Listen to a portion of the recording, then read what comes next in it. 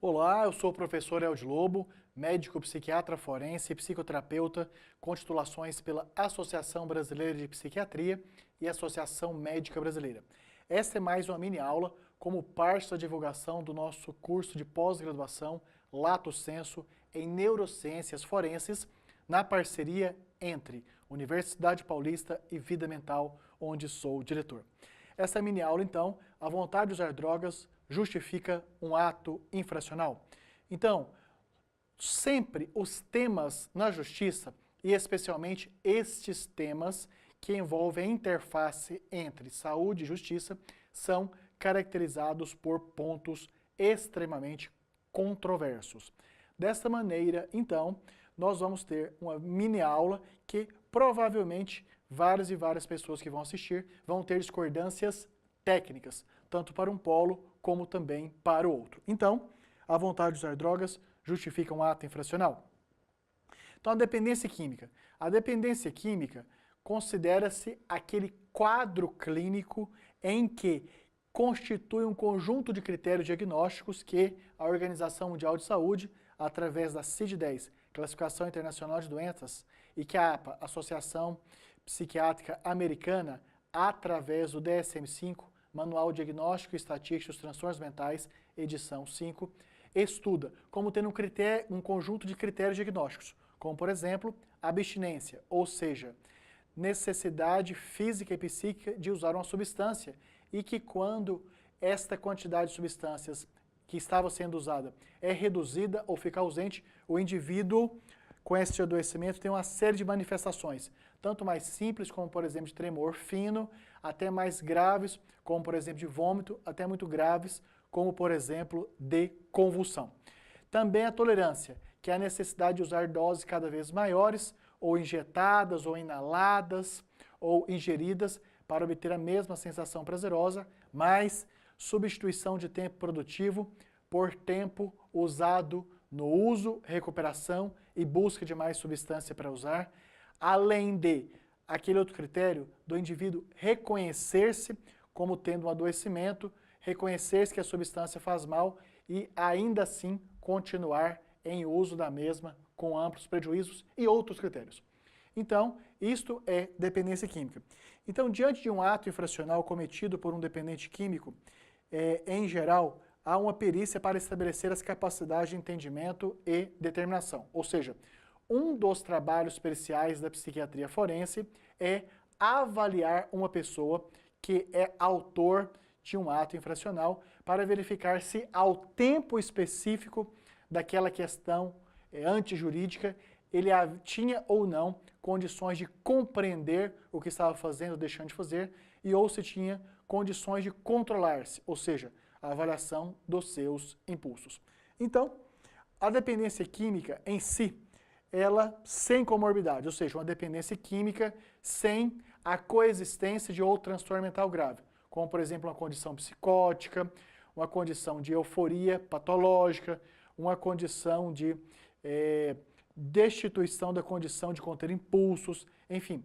Nós temos a dependência química pura, ou seja, apenas os critérios correspondentes ao adoecimento, e muito frequentemente temos a dependência química com comorbidade, com coexistência de outra condição psíquica também, que vai desde aquelas que deixam o indivíduo menos ativo, que é o caso, por exemplo, da depressão comórbida com a dependência de álcool, até aquelas comorbidades entre, por exemplo, dependência de cocaína e exacerbação da impulsividade agressiva, sexual, da direção de gastos e outras. Então, a dependência química em si, sem comorbidades, apresenta uma gravidade menor que outros transtornos mentais em relação a esta avaliação da condição de entender e de controlar-se. A capacidade de entendimento, então, na lei penal, a capacidade de entendimento corresponde ao que, na nossa área da saúde, nós falamos da condição de interpretar, de avaliar e especialmente de ter uma condição que possa compreender no todo a situação do ponto de vista intelectual. E nós temos aí, geralmente ela está preservada na dependência química, ou seja, a capacidade cognitiva, racional e intelectual. E tem casos muito graves e crônicos, como por exemplo de dependência de álcool, que desenvolve a comorbidade demência. Sim, a demência, embora muitas e muitas pessoas achem que só existe demência de Alzheimer, nós temos demência também causada por álcool. E existem alguns pacientes que estão em atos infracionais sem capacidade de compreensão, como por exemplo pelo adoecimento de dependência química mais quadro demencial. Então, falamos em dependência química, falamos na dependência química pode ou não atingir, prejudicar, mudar a capacidade de compreensão e temos também, no caso, a capacidade de determinação. A capacidade de determinação corresponde àquela capacidade do indivíduo, antes de tomar uma atitude ou deixar de tomar, ter condição de avaliar as consequências de cada um dos atos. Logicamente que a impulsividade está muito mais em condições ativas do que, obviamente, passivas. Então, quando se avalia dependência química em um ato infracional, o que procura se estabelecer para o judiciário é se o indivíduo, ao tempo daquela ação antijurídica, ele tinha capacidade de controlar-se, ou seja, de conter-se, ou seja, de refletir sobre as possíveis consequências daquilo que ele viria ou fez, viria fazer ou já fez. Então, o prejuízo no controle da vontade de usar a droga, que é dependente. Tem prejuízo ou não tem prejuízo no controle da vontade de usar a droga por quem é dependente? Trata-se, já começo justificando, de questão não consensual, inclusive entre profissionais altamente diferenciados. Então, não é conclusivo, é polêmico, é sujeito ao controverso e, em muitas e muitas situações, o juiz vai ter que tomar uma decisão a partir, inclusive, de opiniões periciais diferentes para o mesmo caso, da mesma situação. E, então, o impulso irresistível ou o impulso não resistido. Nós temos aí, então, essa classificação pedagógica e que, na prática, é difícil de fazer um enquadramento, digamos, com tranquilidade técnica. Até porque muitas e muitas das avaliações, elas são feitas sobre fatos passados. Então, o prejuízo do controle da vontade de usar droga, que é dependente. O impulso irresistível, o impulso não resistido. Comprar uma quantidade maior de drogas para guardar para depois, a possibilidade de escolher não comprar para o futuro. Então, só está comprometida se psicótico ou ensino de abstinência?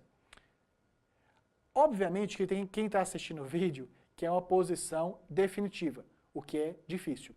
Existem circunstâncias onde a dependência química é tão grave que, de fato, compromete as capacidades de compreender, como, por exemplo, dependência de álcool mais demência, e algumas comprometem a capacidade de entendimento, foi falado, e capacidade de determinação, ou seja, capacidade de controle, como, por exemplo, dependência de cocaína e impulsividade agressiva, impulsividade sexual, impulsividade do trânsito, impulsividade por gastos, impulsividade de autoagressão. Então, tem situações, sim, aonde o indivíduo, em função dos critérios de diagnóstico de dependência química, mais da coexistência de outro transtorno mental, que de fato fica, em alguns momentos, e não de maneira permanente, incapaz de compreender e ou de determinar-se. Mas, na maioria absoluta dos casos de pessoas com dependência química, eles mantêm as suas condições, tanto de compreensão, como também de determinação, ou seja, de controle dos impulsos. E a capacidade de determinação, então, estaria comprometida. Tem algumas situações que fica mais fácil, e no nosso curso de pós-graduação nós vamos esgotar essa temática com explicação, discussão, conclusão, consensos ou não. Então, a capacidade de determinação está comprometida se, ou seja, a capacidade de controlar os impulsos, a capacidade de refletir e analisar as possíveis consequências de uma ação ou omissão, está comprometida se o periciando foi considerado dependente de determinada droga e precisa ser um dependente químico grave, se foi flagrado com a mesma droga da qual é dependente e foi flagrado com uma quantidade não mais do que o suficiente para atender seu impulso irresistível de consumi-la, porque senão não vai enquadrar nesta visão da psiquiatria como saúde em interface com a justiça na psiquiatria forense. E apenas o aspecto cognitivo sem consideração ao volitivo. A palavra volitivo aqui corresponde de maneira muito simplificada à vontade. Então, a terminologia volitivo diz respeito à vontade do indivíduo. Então, apenas o aspecto cognitivo sem consideração do volitivo, da vontade.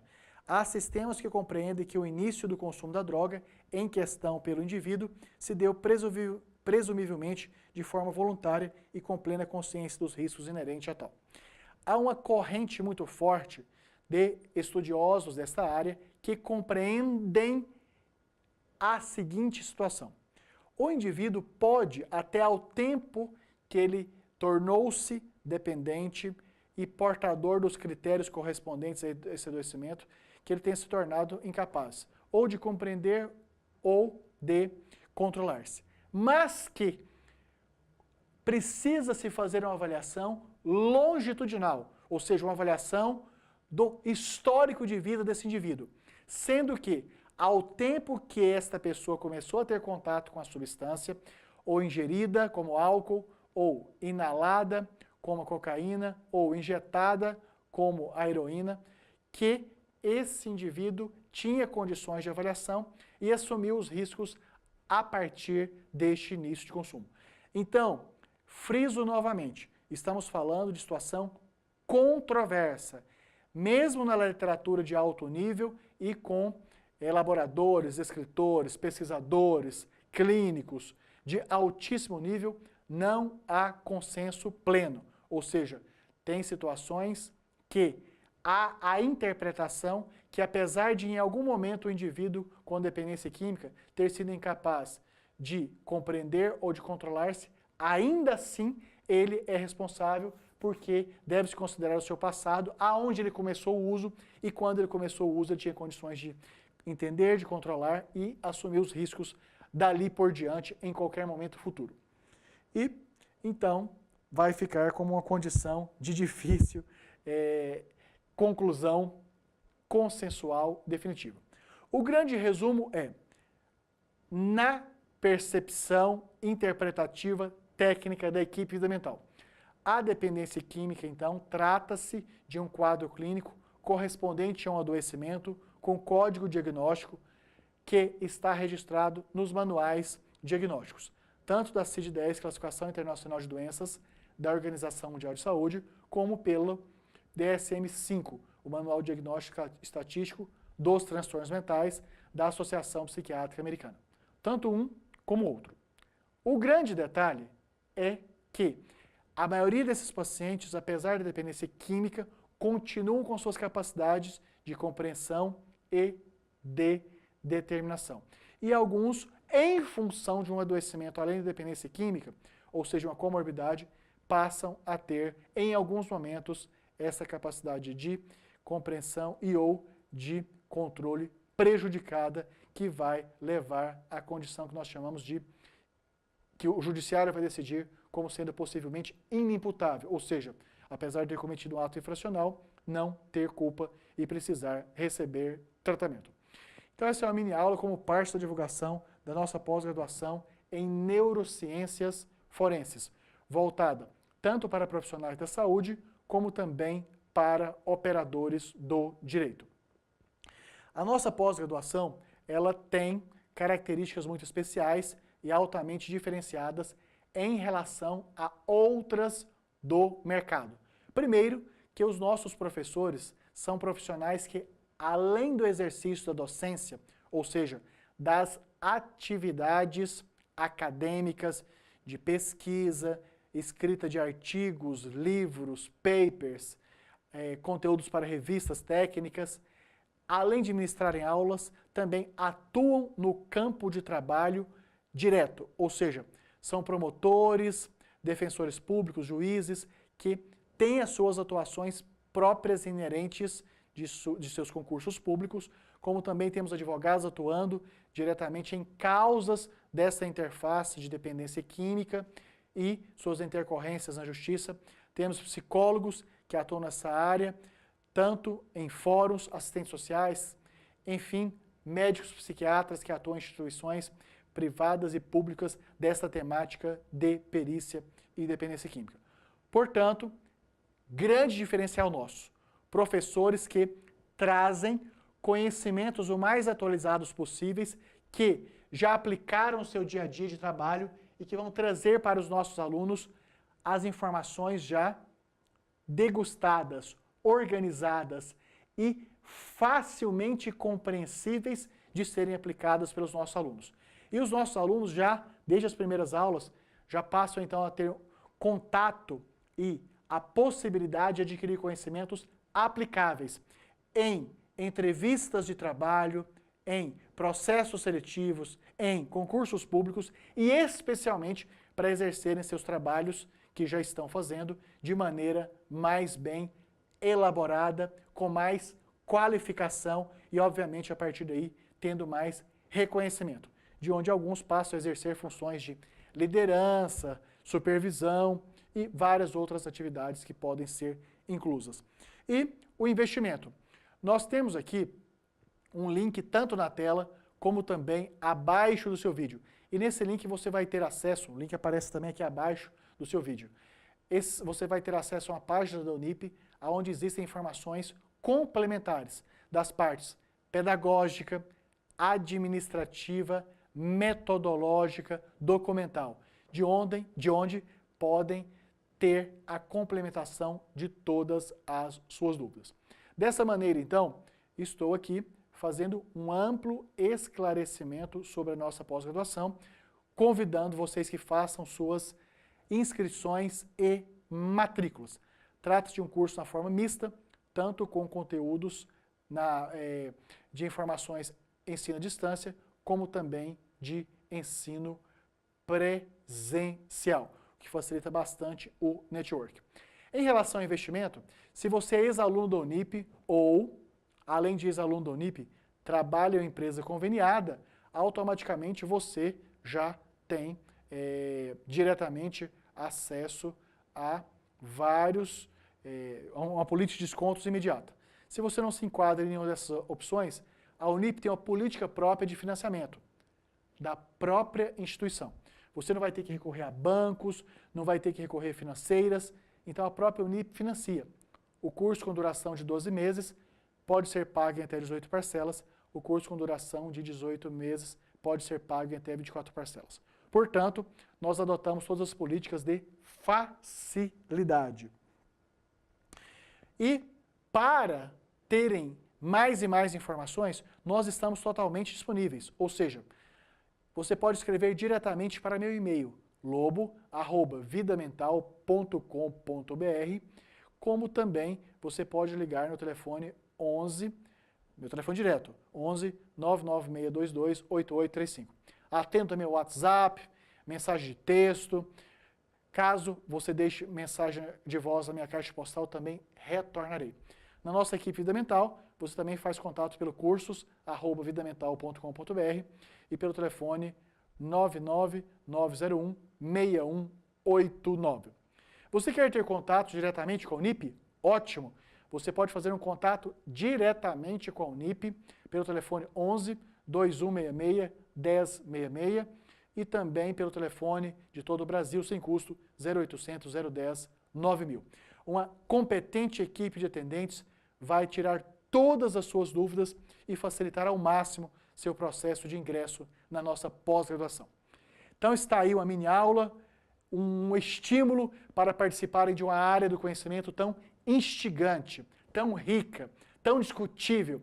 Eu particularmente gosto muito de participar dessas temáticas, dessas fronteiras do conhecimento, aonde a construção de um consenso ainda está por vir, porque precisa de mais amadurecimento científico, técnico, de expertise, jurídico, e é nesta seara que nós estamos convidando para que façam a nossa pós-graduação em neurociências forenses, aplicável tanto para profissionais de saúde, como também para operadores do direito. Vamos então fazer a nossa pós-graduação e está mantido o compromisso que traremos todas as oportunidades para que você alcance na sua carreira um posicionamento muito mais além.